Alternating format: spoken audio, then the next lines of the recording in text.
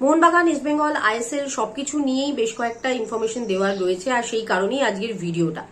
শুরুটা কলকাতা লিগ দিয়ে করি, কারণ আজকে কলকাতা লিগে মোহনবাগানের ম্যাচ ছিল কালীঘাট এমএস এর সঙ্গে, এবং এই ম্যাচটা কিন্তু 2-1 গোলে জয় পেয়েছে মোহনবাগান। এবং এর পরের ম্যাচটাই ডার্বি, যার ফলে স্বাভাবিকভাবেই এই ম্যাচের জয়টা বেশ কিছুটা কনফিডেন্স বাড়িয়ে রাখলো মোহনবাগানের, এটা বলা যেতে পারে। এবং বিশেষ করে আমরা জানি যে গতকাল ইস্টবেঙ্গলের ম্যাচ ছিল পাঠচক্রের সঙ্গে, এবং সেই ম্যাচটায় কিন্তু ইস্টবেঙ্গল হেরে গেছে।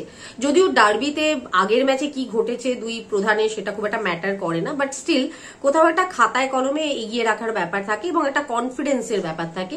সেই জায়গাটায় কোথাও একটা এগিয়ে থাকবে মোহনবাগান, বিশেষ করে যেহেতু যে টিমগুলো খেলছে কলকাতা লিগ, বিদেশি নেই, রিজার্ভ টিমগুলো খেলছে, তো সেখানে অনেক কম বয়সী ফুটবলার রয়েছে, তাদের কাছে এই একটা ম্যাচে জয় পাওয়া না পাওয়ার আত্মবিশ্বাসটা ম্যাটার করে। তো সেই জায়গা থেকে অবশ্যই ডার্বির আগে এই জয়টা একটু হলেও মোহনবাগানকে মানসিকভাবে এগিয়ে রাখবে, এটা বলা যেতে পারে। আজকের ম্যাচে দুজন গোল করেছেন মোহনবাগানের, একজন তামাং এবং আরেকজন করণ, দুজনই বেশ বার্ডিং ট্যালেন্ট বলা যেতে পারে, এবং অবশ্যই তাদের উপর ভরসা করেই আজকের ম্যাচটায় জয় পেয়েছে মোহনবাগান। এবার অবশ্যই শনিবার কল্যাণীতে ডার্বি, এবং সেই ডার্বির দিকে আমাদের প্রত্যেকেরই চোখ থাকবে, কারণ আমরা সবসময় জানি প্রত্যেকটা টুর্নামেন্টের পাশাপাশি ডার্বি নিজের মতো করে একটা গুরুত্বের দাবি রাখে, এবং যে কারণে ডার্বির হাইপ ওঠা শুরু হয়ে গেছে এটাও আমরা জানি। যদিও কল্যাণীতে ডার্বি হওয়া নিয়ে একটু আলোচনা, একটু সমালোচনা চলছে, বিশেষ করে গতকাল মোহনবাগানের এক্সিকিউটিভ কমিটির মিটিং এর পর এটা নিয়ে কথা হচ্ছিল মোহনবাগান সচিব সভাপতির সঙ্গে। তাদের বক্তব্য যে 12,000 টিকিট ছেড়ে একটা ডার্বি হওয়া, সেটা ডার্বির গুরুত্ব কোথাও একটা হারাচ্ছে। এনিওয়ে, এটা নিয়ে যে কথা, যে বিতর্কই থাক, ডার্বি নিয়ে সবসময় আলোচনা হয়, এটাই স্বাভাবিক। এবং ডার্বিটা যে মোহনবাগান খেলবে সেটাও তারা খুব স্পষ্টভাবেই জানিয়ে দিয়েছে। তো সব মিলিয়ে ডার্বির আগে আজকের ম্যাচে মোহনবাগানের জয় বা আজকের ম্যাচে মোহনবাগানের ফলাফলটা ডেফিনেটলি গুরুত্বপূর্ণ। মোহনবাগান ইস্টবেঙ্গল দুজনে পরপর দুদিন ম্যাচ খেললো, এবং ফাইনালি শনিবার দিন তারা মুখোমুখি হচ্ছে একে অপরে। এবার আসি ইস্টবেঙ্গল প্রসঙ্গে। ইস্টবেঙ্গলের যে টিম সিএফএল এর ডার্বি খেলতে নামছে 19 জুলাই, সেই প্রসঙ্গে নয়, বরং সিনিয়র টিমের প্রসঙ্গে কথা বলি। কারণ ডুরান্ড কাপে আমরা জানি ইস্টবেঙ্গল কিন্তু তাদের পূর্ণ শক্তি নিয়েই ঝাঁপাবে, এটা শুরু থেকেই জানিয়েছে, এবং সেই মতো তারা প্রস্তুতি শুরুও করে দিয়েছে, এবং একটু একটু করে বেশ কিছু ফুটবলারদের নাম অলরেডি তারা ঘোষণা করেছে। এবং এটাও জানতে পারছি যে 23 তারিখের আগেই কিন্তু তাদের আরো বেশ কিছু ফুটবলার চলে আসবেন এবং দলের সাথে যোগ দেবেন, এবং কোচ অস্কার ব্রুজো চলে আসবেন। সবকিছু যদি ঠিকঠাক থাকে এই মুহূর্তে যা খবর, তাহলে আগামী 19 জুলাই অর্থাৎ ডার্বির দিনই কিন্তু কলকাতায় চলে আসেন অস্কার ব্রুজো। তার নতুন যে সহকারীকে তিনি বেছে নিয়েছেন তিনি, এবং ইস্টবেঙ্গলের একজন new signing foreigner Kevin Sibille, Argentine defender, যাকে নিয়ে বেশ আলোচনা হচ্ছে এই মুহূর্তে। যদিও নাম তো ঘোষণা একজন বিদেশিরও করেনি এখনো পর্যন্ত ইস্টবেঙ্গল, বাট ভিসা পেয়ে গেলে, দেশে চলে এলে তবেই হয়তো ঘোষণা করবে। কারণ এর আগেও আমরা দেখেছি যে প্র্যাকটিসে নেমে পড়ার পর কিন্তু বিপিন সিং, এডমুন্ড এদের নাম ঘোষণা করা হয়েছে। তো হয়তো এবছর সেরকমই প্ল্যানিং আছে। যেটুকু জানতে পারছি যে 19 জুলাই কোচ অস্কার ব্রুজো এবং তার পাশাপাশি এই কেভিন সেভেলা যে ফুটবলারটি, আর্জেন্টিনার যে ডিফেন্ডারকে নতুন সই করানো হয়েছে, এখনো অফিসিয়ালি নয়, শুনেছি যাকে সই করানো হয়েছে, সেই ফুটবলারটি হয়তো চলে আসবেন, এবং এলে তারপরেই হয়তো তার নাম ঘোষণা হবে, বা তার আসার কয়েকদিন আগে হয়তো ঘোষণা হবে, এরকমই একটা পরিকল্পনা রয়েছে। এবং অবশ্যই 23 জুলাইয়ের ম্যাচে ফুল ফ্রিজে এরা প্রত্যেকেই থাকবেন, এবং এক্সপেক্টেড যে বাকি যে দুই বিদেশি, অর্থাৎ যাদেরকে রিটেন করা হয়েছে, দিয়ামান্তাকস এবং সাউল ক্রেসপো, তারাও ডেফিনেটলি চলে আসবেন, কারণ তাদের তো খেলতে হবে, এটা জানাই। তাদের ভিসার জন্য অ্যাপিলও করে দেওয়া হয়েছে। অস্কারকে যেহেতু নতুন করে ভিসা নিতে হচ্ছে না, তিনি লাস্ট ইয়ার সিজনের মাঝপথে এসেছিলেন, তাই খুব একটা সমস্যা অস্কারের হচ্ছে না, তার ভিসা রয়েইছে, সেই কারণে তিনি একটু আগে চলে আসতে পারছেন এই মুহূর্তে, এটাই খবর। তো 23 তারিখে ইস্টবেঙ্গল তাদের অলমোস্ট ফুল টিম নিয়ে নামবে, এবং কোচ অস্কার ব্রুজো সেখানে থাকবেন ডাগ আউটে, এবং তার আগেই তিনি বেশ কয়েকদিন প্র্যাকটিস করানোরও দলকে সুযোগ পেয়ে যাচ্ছেন। তবে এই সবকিছুর মধ্যে যে বিষয়বস্তুটা নিয়ে সবাই জানতে চাইছেন, বা যে বিষয়ে সবার আগ্রহ, সেটা হচ্ছে আইএসএল এর ভবিষ্যৎ কি। কারণ এন্ড অফ দ্য ডে এটা দেশের টপ টায়ার লিগ হিসেবেই তো আমাদের দেখিয়ে আসা হচ্ছে গত 10 বছর ধরে, এবং এটাকে কেন্দ্র করেই সবাই দলটা তৈরি করেন। মূলত একটা ডুরান্ড কাপ বা একটা সুপার কাপ, এটার কথা ভেবে তো আর এত কোটি টাকার দল তৈরি হয় না। এবং রোজই কিছু না কিছু এ নিয়ে আপডেট থাকছে, কিন্তু সেটা খুব একটা স্যাটিসফাইং হচ্ছে না, কারণ যে মূল প্রসঙ্গগুলো, যে মূল সমস্যাগুলো, সেগুলো কোথাও থেকে যাচ্ছে। একটা এক্সপেকটেশন ছিল যে সুপ্রিম কোর্ট খোলার পর একটা ডেট শুনানির পাওয়া যাবে এবং সেই শুনানির ডেটে হয়তো একটা কোনো দিশা পাওয়া যাবে যে কবে নির্বাচন হতে পারে, সংবিধান সংশোধন কিভাবে হবে, বা এই কমিটির হাতে কি সত্যি সেই ক্ষমতা আবার দেওয়া হবে যাতে তারা আলোচনা করতে পারে এফএসডিএল এর সাথে। কিন্তু এখনো পর্যন্ত সুপ্রিম কোর্ট এই ডেটটা দেয়নি। খুব এক্সপেকটেশন ছিল যে দিয়ে দেওয়া হবে, হয়তো এই 17-18 তারিখের মধ্যেই এটা নিয়ে একটা শুনানি হয়ে যাবে, কিন্তু সেটা হয়নি। এই মুহূর্তে যেটা জানতে পারছি যে এই ডেট দেওয়া বা এই সংবিধান সংশোধনটা অনেকটাই নির্ভর করছে ভারতের স্পোর্টস বিল কি আসছে বা কি পাস হচ্ছে সেটার উপর।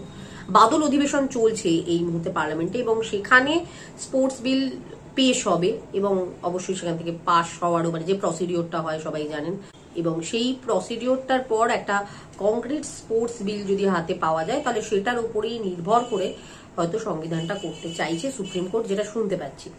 তো সেক্ষেত্রে এই স্পোর্টস বিলটা কবে সামনে আসে তার উপর ডিপেন্ড করবে যে কবে এই শুনানির দিনটা আসবে। হ্যাঁ, অবভিয়াসলি বিষয়টা ডিলে হচ্ছে এবং এই মুহূর্তে দাঁড়িয়ে যতক্ষণ না এই জায়গাটা ক্লিয়ার হচ্ছে ততক্ষণ পর্যন্ত ফার্দার আলোচনা হবে না। যদিও যেটা বললাম যে প্রতিদিনই কিছু না কিছু আপডেট আসছে। আমরা শুরুতেই বলেছিলাম যে এআইএফএফ এটা জানিয়েছিল যে 3বার তারা অলরেডি এফএসডিএল এর সঙ্গে বসেছে, এফএসডিএল এর বক্তব্য তারা শুনেছে এবং এই যেদিনকে এফএসডিএল এটা জানিয়েছিল যে তারা আপাতত হোল্ড করছে, তার কয়েকদিন আগেই কিন্তু একটা চিঠিও এআইএফএফ এর পক্ষ থেকে দেওয়া হয়েছিল এফএসডিএল কে। সেখানে তাদের একটা দাবি বা তারা কি খসড়া চাইছেন, তাদের প্রস্তাব, দাবির থেকেও বলা ভালো প্রস্তাব, তারা জানিয়েছিল এফএসডিএল কে। এবং সেই প্রস্তাবে বেশ কয়েকটা ব্যাপার ছিল যেগুলো আমরা সেই ভিডিওতেও আলোচনা করেছিলাম, যে রেলিগেশনটা নিয়ে আবার করে ভাবা হোক, কারণ আইএসএল চাইছে যে রেলিগেশন প্রমোশনটা হবে না আগামী 10 বছর, সেই জায়গাটা একটু নমনীয় হোক এফএসডিএল, কারণ এটা প্রত্যাশিত। একটা টপ টায়ার লিগে রেলিগেশন প্রমোশন হবে না, এটা কখনো মেনে নেওয়া যায় না, এটা তাদের একটা দাবি ছিল। এবং এটা নিয়ে এখন আবার নতুন করে একটা আলোচনা হচ্ছে, বিশেষ করে একটা সর্বভারতীয় দৈনিকে বিষয়বস্তুটা নিয়ে বেরোনোর পর, আলোচনা হওয়ার পর, যে এআইএফএফ এর প্রস্তাবে এক্স্যাক্ট কি কি পয়েন্ট ছিল, কি কি গুরুত্বপূর্ণ বিষয় ছিল। তার মধ্যে 4টে গুরুত্বপূর্ণ পয়েন্ট ছিল যেগুলো ডেফিনেটলি খুব ভাবার বিষয় এবং খুব পজিটিভ আমার অন্তত পক্ষে মনে হয়েছে। যার মধ্যে এই রেলিগেশন প্রমোশনের ব্যাপারটা তো অবশ্যই রয়েছে, এটা আমরা আগেও জানতাম, এখনো খুব স্পষ্টভাবেই সামনে আসছে যে এই ব্যাপারটা নিয়ে নমনীয় হন, এটা নিয়ে ভাবুন, রেলিগেশন প্রমোশন নিয়ে আলোচনা করতে হবে। এটা হতে পারে না যে 10 বছর ধরে একটা লিগে কোনো রেলিগেশন প্রমোশন থাকবে না। দ্বিতীয় একটা গুরুত্বপূর্ণ বিষয় বলা হয়েছিল যে এএফসির একটা কোটা আই লিগের যে টিম, আই লিগের যে চ্যাম্পিয়ন টিম তার কাছে যাক, যেটা গত 2-3 বছর ধরে আমরা দেখছিলাম সুপার কাপ থেকে যে কোটাটা পাচ্ছিল, যে এএফসির কোয়ালিফায়ারের যে কোটা, এটা এর আগে কিন্তু আমরা যদি দেখি না, একটা সময় কিন্তু আই লিগ চ্যাম্পিয়নরা এই কোটাটা পেত এবং দীর্ঘদিন আমরা এর আগে গোকুলামকেও দেখেছি কোয়ালিফিকেশন খেলতে, মোহনবাগান এবং তখন তদানীন্তন এটিকের যখন মার্জ হলো, সেবার যে এটিকে মোহনবাগান কোয়ালিফিকেশনটা খেলেছিল সেটা কিন্তু মোহনবাগানের আই লিগ জয়ের কোটা থেকে খেলেছিল। তো অতীতে কিন্তু তাই ছিল, সেইটা তারা ফিরিয়ে আনতে চাইছেন যে আই লিগটার গুরুত্ব যাতে বাড়ে, কারণ এআইএফএফ ওভারঅল ইন্ডিয়া বেসিসে যে টুর্নামেন্টটা করছে সেটা আই লিগ, তাদের হাতে এটাই থাকছে। তো সেই কারণে সেখান থেকে একটা এএফসির কোটা বেরোক, এটা তারা চাইছেন এবং এক্ষেত্রে ওই রেলিগেশন প্রমোশন নিয়ে কনভিন্স করার প্রবলেমটাও অনেকটা সলভ হবে। তো সেই সবকিছু ভেবেই এই পয়েন্টটা দেওয়া হয়েছে এবং আমার মনে হয়েছে এটা খুব ভ্যালিড ডিমান্ড, খারাপ কথা নয়। এবং একই সঙ্গে যেটা বলা হয়েছে যে আইএসএলটা একটা নির্দিষ্ট উইন্ডোতে তারা করুন, অবশ্যই 10 বছর চলুক, কোনো আপত্তি নেই, কিন্তু আইএসএল এর বাইরে অন্য যাবতীয় যা টুর্নামেন্ট বা ভারতীয় ফুটবলের যাবতীয় যা বিষয়বস্তু সেটা কন্ট্রোল করবে এআইএফএফ, সেটা এআইএফএফ এর লুক আফটার থাকবে। এবার এই পয়েন্টটা নিয়ে ডেফিনেটলি আলাদা করে আলোচনা করা দরকার, কারণ এখান থেকে একটা জিনিস খুব স্পষ্ট হচ্ছে যে খাতায় কলমে যদি আমরা দেখি সত্যি তো সুপার কাপ বা আই লিগ তো এআইএফএফই অর্গানাইজ করতো, এফএসডিএল তো করতো না, তাহলে তারা এই কথাটা কেন বলছে?